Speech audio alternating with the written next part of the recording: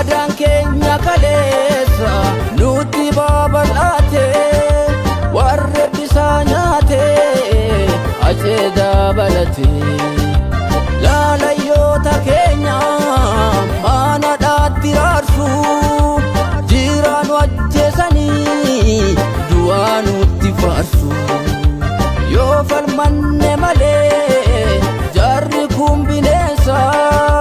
waraabessi yuuseenu nyaachuuf haratti lookeessa daandii gabroonfataa daafii ofirraa cufii kutaaf amantaadhaan wal si nyaachisuufi gamtaan kee facaanaan caabuu kee beekadhu kanaaf itti cichi